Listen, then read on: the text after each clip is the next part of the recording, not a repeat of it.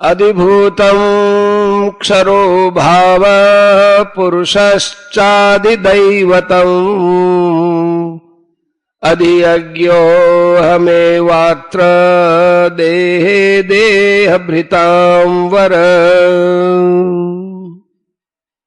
हे देहधारियों में श्रेष्ठ अर्जुन, क्षर भाव अर्थात नाशवान पदार्थ अधिभूत है।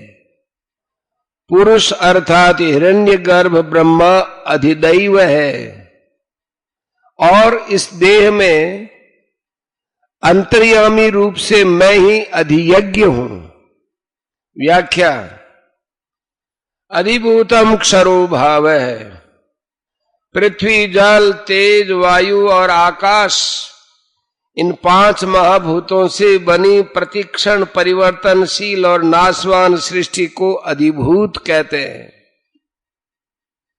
पुरुषश्चादिदैवतम, या अधिदैवत माने अधिदैव पद आदि पुरुष हिरण्यगर्भ ब्रह्मा का वाचक है।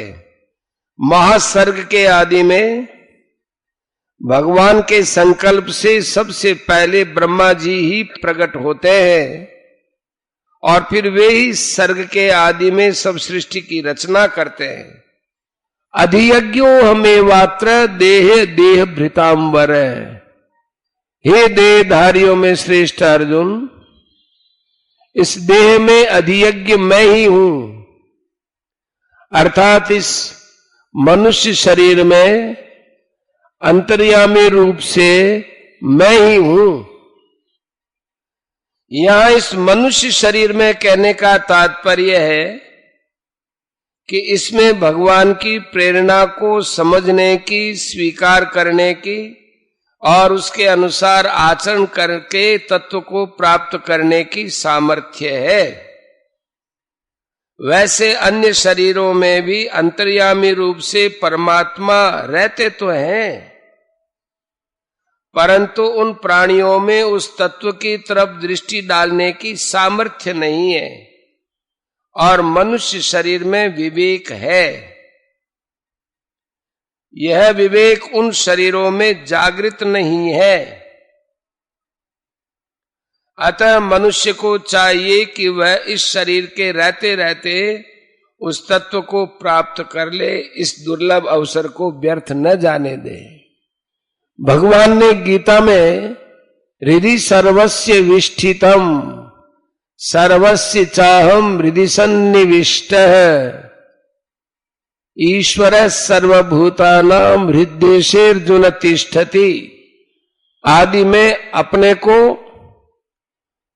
अंतर्यामी रूप से सबके हृदय में विराजमान बताया है। अहम एव अत्र देहि कहने का तात्पर्य है कि दूसरी योनियों में तो पूर्वकृत कर्मों का भोग होता है, नए कर्म नहीं बनते, पर मनुष्य शरीर में नए कर्म भी बनते हैं। उन कर्मों के प्रेरक अंतर्यामी भगवान होते हैं।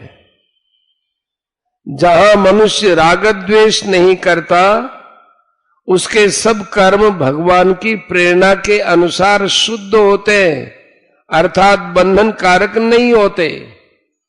और जहां राग द्वेष के कारण भगवान की प्रेरणा के अनुसार कर्म नहीं करता, उसके कर्म बंधन कारक होते हैं। कारण कि राग और द्वेष मनुष्य के महान शत्रु हैं।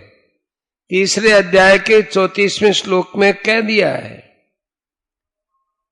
तात्पर्य यह हुआ कि भगवान की प्रेरणा से कभी निषिद्ध कर्म नहीं होते। श्रुति और स्मृति भगवान की ही आज्ञा है। श्रुति स्मृति ममैवाज्ञे। अतः भगवान श्रुति और स्मृति के विरुद्ध प्रेरणा कैसे कर सकते हैं? नहीं कर सकते। निषिद्ध कर्म तो मनुष्य कामना के वशीभूत होकर करता है। अगर मनुष्य कामना के वशीभूत न हो तो उसके द्वारा स्वाभाविक ही विहित कर्म होंगे। जिनको 18वें अध्याय में सहज स्वभाव नियत कर्म नाम से कहा गया है। यहां अर्जुन के लिए देह भृतांवर कहने का तात्पर्य है कि देहधारियों में वही मनुष्य श्रेष्ठ है जो इस देह में परमात्मा है ऐसा जान लेता है। ऐसा ज्ञान न हो तो भी ऐसा मान ले कि स्थूल सूक्ष्म और कारण शरीर के कण कण में परमात्मा है और उनका अनुभव करना ही मनुष्य जन्म का खास ध्येय है। इस ध्येय की सिद्धि के लिए परमात्मा की आज्ञा के अनुसार ही काम करना है। तीसरे और चौथे श्लोक में जो ब्रह्म, अध्यात्म, कर्म, अधिभूत, अधिदैव और अधियज्ञ का वर्णन हुआ है उसे समझाने के लिए जल का एक दृष्टांत दिया जाता है। जैसे आकाश स्वच्छ होता है तब हमारे और सूर्य के मध्य में कोई पदार्थ न दिखने पर भी वास्तव में वहां परमाणु रूप से जल तत्व रहता है। वही जल तत्व भाप बनता है और भाप के घनीभूत होने पर बादल बन जाता है। बादल में जो जलकण होते हैं उनके मिलने से बूंदें बन जाती हैं। उन बूंदों में जब ठंडक के संयोग से घनता आती है तब वे ही बूंदें ओले माने बर्फ बन जाते हैं। यह जल तत्व का स्थूल स्वरूप हो गया। ऐसे ही निर्गुण निराकार ब्रह्म परमाणु रूप से जल तत्व है। अधियज्ञ व्यापक विष्णु भाप रूप से जल है। अधिदैव हिरण्यगर्भ ब्रह्मा बादल रूप से जल है। अध्यात्म माने अनंत जीव बूंद रूप से जल है। कर्म माने सृष्टि रचना रूप कर्म वर्षा की क्रिया है। और अधिभूत माने भौतिक सृष्टि मात्र बर्फ रूप से जल है। इस वर्णन का तात्पर्य यह हुआ कि जैसे एक ही जल परमाणु, भाप, बादल, वर्षा की क्रिया, बूंद और ओड़े के रूप में भिन्न भिन्न दिखता है पर वास्तव में एक ही है, इसी प्रकार एक ही परमात्म तत्व ब्रह्म, अध्यात्म, कर्म, अधिभूत, अधिदैव और अधियज्ञ के रूप में भिन्न भिन्न प्रतीत होते हुए भी तत्वतः एक ही है। इसी को 7वें अध्याय में समग्रम और वासुदेव सर्वम कहा गया है। तात्विक दृष्टि से तो सब कुछ वासुदेव ही है। 7 का 19। इसमें भी जब विवेक दृष्टि से देखते हैं तब शरीर और शरीरी, प्रकृति और पुरुष ऐसे 2 भेद हो जाते हैं। उपासना की दृष्टि से देखें तो उपास्य परमात्मा और उपासक जीव, और त्याज्य प्रकृति का कार्य संसार, ये 3 भेद हो जाते हैं। इन तीनों को समझने के लिए यहां 6 भेद किए गए हैं। परमात्मा के 2 भेद ब्रह्म और अधियज्ञ, निर्गुण और सगुण। जीव के 2 भेद अध्यात्म और अधिदैव। अध्यात्म माने सामान्य जीव जो कि बद्ध है, अधिदैव माने कारक पुरुष जो कि मुक्त है। संसार के 2 भेद कर्म जो कि परिवर्तन का पुंज है और अधिभूत जो कि पदार्थ है। ब्रह्म, अध्यात्म, कर्म, अधियज्ञ, अधिदैव, अधिभूत। विशेष बात, सब संसार में परमात्मा व्याप्त है। मया ततमिदम सर्वम। 9 का 4। येन सर्वमिदम ततम 18 का 46। सब संसार परमात्मा में है। मई सर्वमिदम प्रोतम 7 का 7। सब कुछ परमात्मा ही है। वासुदेव सर्वम, सब संसार परमात्मा का है। अहमि सर्व यज्ञानाम भोक्ता च प्रभुरेव च, भोक्तारम यज्ञ तपसाम सर्वलोक महेश्वरम। इस प्रकार गीता में भगवान के तरह तरह के वचन आते हैं। इन सब का सामंजस्य कैसे हो, सबकी संगति कैसे बैठे, इस पर विचार किया जाता है। संसार में परमात्मा प्राप्ति के लिए, अपने कल्याण के लिए साधना करने वाले जितने भी साधक हैं, वे सभी संसार से छूटना चाहते हैं और परमात्मा को प्राप्त करना चाहते हैं। कारण कि संसार के साथ संबंध रखने से सदा रहने वाली शांति और सुख नहीं मिल सकता, प्रत्युत सदा अशांति और दुख ही मिलता है। ऐसा मनुष्यों का प्रत्यक्ष अनुभव है। परमात्मा आनंद स्वरूप है, वहां दुख का लेश भी नहीं है, ऐसे शास्त्रों का कथन है और संतों का अनुभव है। अब विचार ये करना है कि साधक को संसार तो प्रत्यक्ष रूप से दिखता है और परमात्मा को वह केवल मानता है, क्योंकि परमात्मा प्रत्यक्ष में दिखते नहीं। शास्त्र और संत कहते हैं कि संसार में परमात्मा है, परमात्मा में संसार है। बस इसी को मानकर साधक साधन करता है। अब उस साधन में जब तक संसार की मुख्यता रहती है, तब तक तो परमात्मा की मान्यता गौण रहती है। साधन करते करते ज्यों ज्यों परमात्मा की धारणा मुख्य होती चली जाती है, त्यों त्यों संसार की मान्यता गौण होती चली जाती है। परमात्मा की धारणा सर्वथा मुख्य होने पर साधक को यह स्पष्ट दिखने लग जाता है कि संसार पहले नहीं था और फिर बाद में नहीं रहेगा, तथा वर्तमान में जो है रूप से दिखता है वह भी प्रतिक्षण अभाव में जा रहा है। जब संसार नहीं था तब भी परमात्मा थे, जब संसार नहीं रहेगा तब भी परमात्मा रहेंगे। वर्तमान में संसार के प्रतिक्षण अभाव में जाते हुए भी परमात्मा ज्यों के त्यों विद्यमान है। तात्पर्य है कि संसार का सदा अभाव है और परमात्मा का सदा भाव है। इस तरह जब संसार की स्वतंत्र सत्ता का सर्वथा अभाव हो जाता है, तब सत्य रूप से सब कुछ परमात्मा ही है ऐसा वास्तविक अनुभव हो जाता है, जिसके होने से साधक सिद्ध कहा जाता है।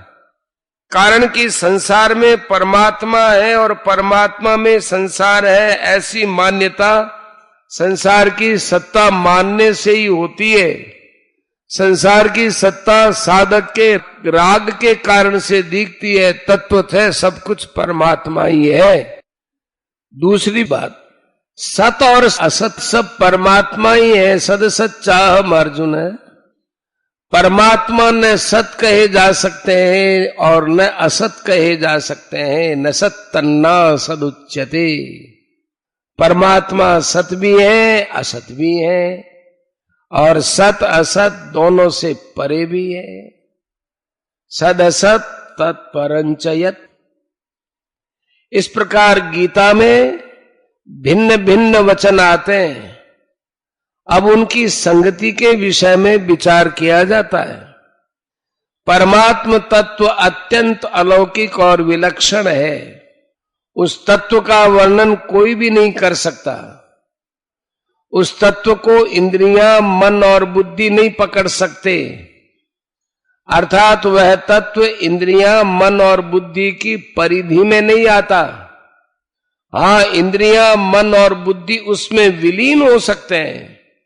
साधक उस तत्व में स्वयं लीन हो सकता है, उसको प्राप्त कर सकता है, पर उस तत्व को अपने कब्जे में, अपने अधिकार में, अपनी सीमा में नहीं ले सकता। परमात्म तत्व की प्राप्ति चाहने वाले साधक दो तरह के होते हैं, एक विवेक प्रधान और एक श्रद्धा प्रधान, अर्थात एक मस्तिष्क प्रधान होता है और एक हृदय प्रधान होता है। विवेक प्रधान साधक के भीतर विवेक की अर्थात जानने की मुख्यता रहती है और श्रद्धा प्रधान साधक के भीतर मानने की मुख्यता रहती है। इसका तात्पर्य यह भी नहीं है कि विवेक प्रधान साधक में श्रद्धा नहीं रहती हो, ऐसे ही श्रद्धा प्रधान साधक में विवेक नहीं रहता हो। प्रत्युत विवेक प्रधान साधक में विवेक की मुख्यता और साथ में श्रद्धा रहती है, और श्रद्धा प्रधान साधक में श्रद्धा की मुख्यता और साथ में विवेक रहता है। दूसरे शब्दों में जानने वालों में मानना भी रहता है और मानने वालों में जानना भी रहता है। जानने वाले जानकर मान लेते हैं और मानने वाले मानकर जान लेते हैं। अतः किसी भी तरह के साधक में किंचन मात्र भी कमी नहीं रहती। साधक चाहे विवेक प्रधान हो चाहे श्रद्धा प्रधान हो, पर साधन में उसकी अपनी रुचि, श्रद्धा, विश्वास और योग्यता प्रधान रहती है। रुचि, श्रद्धा, विश्वास और योग्यता एक साधन में होने से साधक उस तत्व को जल्दी समझता है, परंतु रुचि और श्रद्धा विश्वास होने पर भी वैसी योग्यता न हो अथवा योग्यता होने पर भी वैसी रुचि और श्रद्धा विश्वास न हो, तो ऐसे साधक को साधन में बड़ी कठिनता पड़ती है। इनमें रुचि होने से मन स्वाभाविक ही लग जाता है, श्रद्धा विश्वास होने से बुद्धि स्वाभाविक लग जाती है और योग्यता होने से बात ठीक समझ में आती है। विवेक प्रधान साधक निर्गुण निराकार को पसंद करता है, उसकी रुचि निर्गुण निराकार में होती है। श्रद्धा प्रधान साधक सगुण साकार को पसंद करता है, उसकी रुचि सगुण साकार में होती है। जो निर्गुण निराकार को पसंद करता है वह यह कहता है कि परमात्मा तत्व न सत कहा जा सकता है न असत कहा जा सकता है। जो सगुण साकार को पसंद करता है वो कहता है कि परमात्मा सत भी है और असत भी है और सत असत से परे भी है। तात्पर्य यह हुआ कि चिन्मय तो हरदम ज्यों का त्यों रहता है और जड़ असत कहलाने वाला संसार निरंतर बदलता रहता है। जब ये चेतन जीव बदलते हुए संसार को महत्व देता है, उसके साथ संबंध जोड़ लेता है, तब यह जन्म मरण के चक्कर में घूमता रहता है। परंतु जब ये जड़ता से सर्वथा संबंध विच्छेद कर लेता है, तब इसको स्वतः सिद्ध चिन्मय तत्व का अनुभव हो जाता है। विवेक प्रधान साधक विवेक विचार के द्वारा जड़ता का त्याग करता है। जड़ता का त्याग होने पर चिन्मय तत्व अवशेष रहता है, अर्थात नित्य प्राप्त तत्व का अनुभव हो जाता है।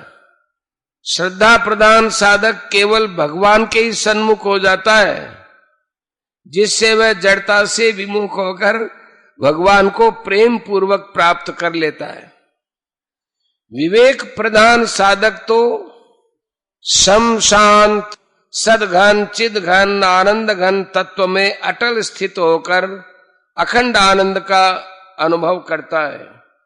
पर श्रद्धा प्रधान साधक भगवान के साथ अभिन्न होकर प्रेम के अनंत प्रतिक्षण वर्धमान आनंद को प्राप्त करता है। इस प्रकार दोनों ही साधकों को जड़ता से सर्वथा संबंध विच्छेद पूर्वक चिन्मय तत्व की प्राप्ति हो जाती है और सत असत अर्थात सब कुछ परमात्मा ही है ऐसा अनुभव हो जाता है। परिशिष्ट भाव परिवर्तनशील एवं नाशवान क्रिया और पदार्थ मात्र क्षर भाव है, जो भगवान की अपरा प्रकृति है। ज्ञान में ब्रह्म के साथ एकता होती है और प्रेम में अंतर्यामी भगवान के साथ अभिन्नता होती है। भगवान ने यहां अंतर्यामी मान अधियज्ञ को अपना स्वरूप बताया है। अतः ब्रह्म तो विशेषण है और अंतर्यामी विशेष्य है। ब्रह्मणो ही प्रतिष्ठा हम 14:27। तात्पर्य है कि जिसको गीता ने समग्र कहा है वह सबका रचयिता और नियंता अंतर्यामी मैं ही हूं। इसी अंतर्यामी को 14वें अध्याय के 3-4 श्लोकों में मम योनिर्महद ब्रह्म तस्मिन् गर्भम दधाम्यहम और अहम बीज प्रदः पिता पदों में अहम पद से कहा गया है। गीता में ब्रह्म के लिए कहा है न सत्तन्ना सदुच्यते और समग्र भगवान के लिए कहा है सदसच्चाहम अर्जुन सदसत तत्परंच यत्। 11:37।